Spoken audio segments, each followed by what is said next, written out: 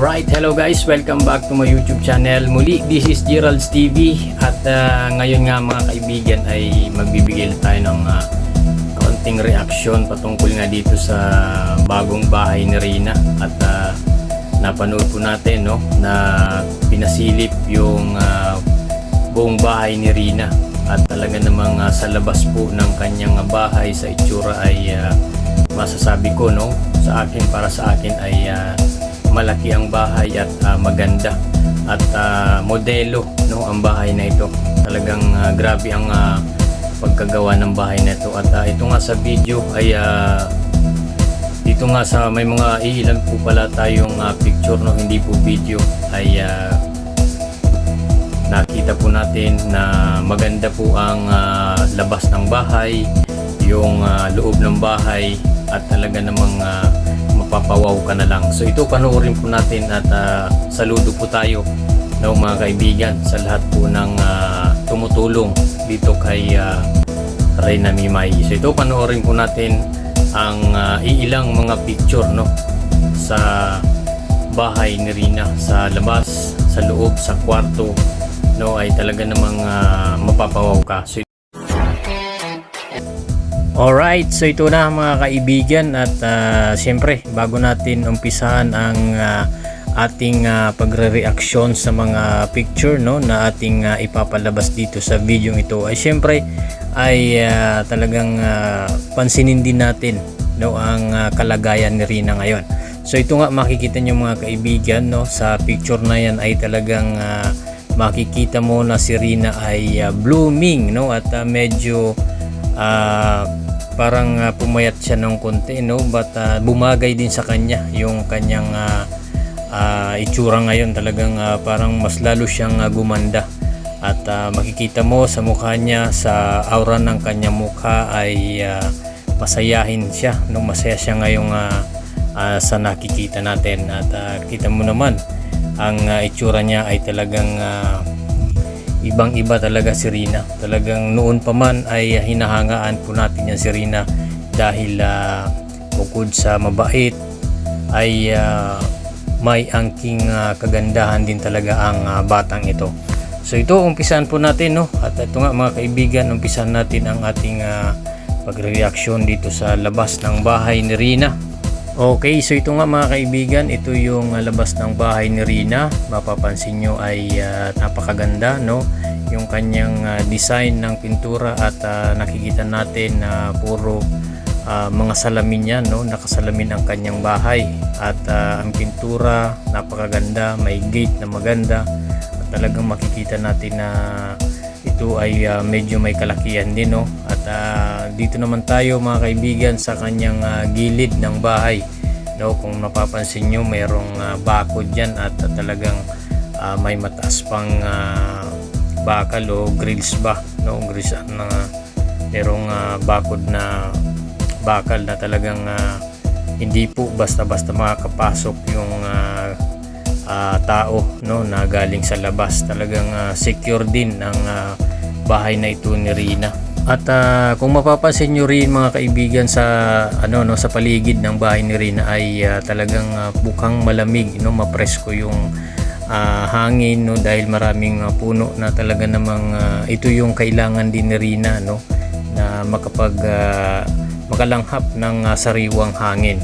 At ito mga kaibigan sa loob ng bahay niya ay naka-tiles po naka-tiles ang kanyang sahig at nakikita po natin na makintab at parang ang tiles na ito ay parang mamahalin din kaya masasabi natin na itong bahay na ito ay yayamanin kumbaga talagang pinagtulong-tulungan ng mga sponsor para maipatayo ito ito po ang ating nakikita dito. Grabe ang pagtulong dito kay Rina at nakita rin natin sa video at dito nga sa picture na ito ay meron na rin pong iilang mga gamit si Rina, katulad nga nito mga kaibigan na washing machine na talagang itong si Rina ay hindi na po mahihirapan sa kanyang paglalaba sa kanyang mga damit dahil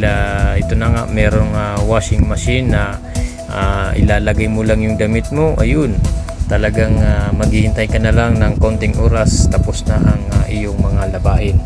At pagdating naman dito sa CR o comfort room ni Rina ay talaga namang yan, makikita nyo yung kanyang bowl, hindi po yan basta-basta.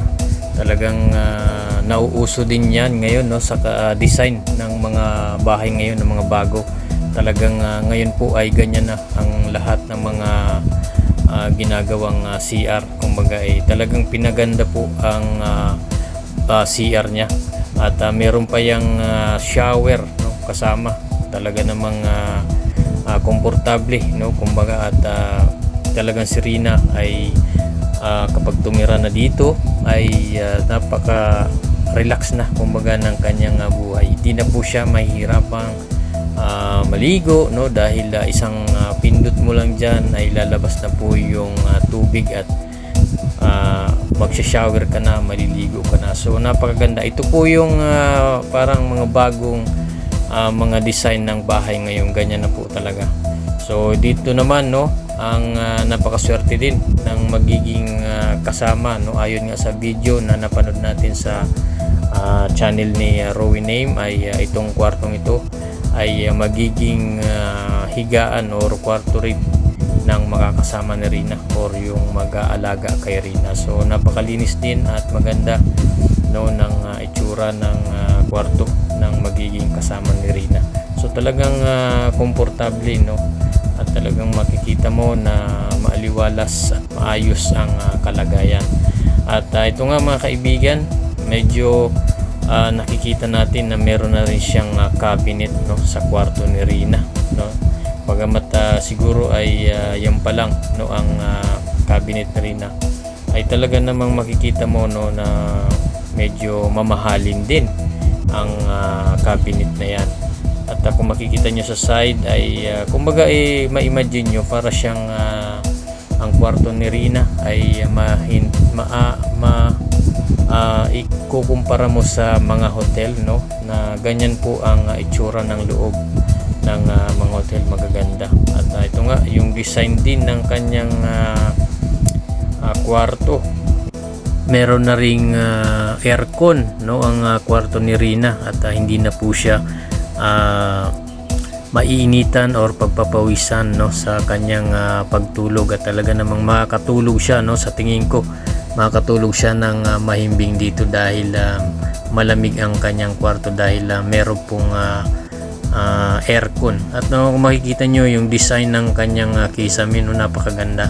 At ito nga yung kabuuan ng kanyang kwarto. Talagang makikita nyo yung bed niya, maganda, malinis, maaliwalas.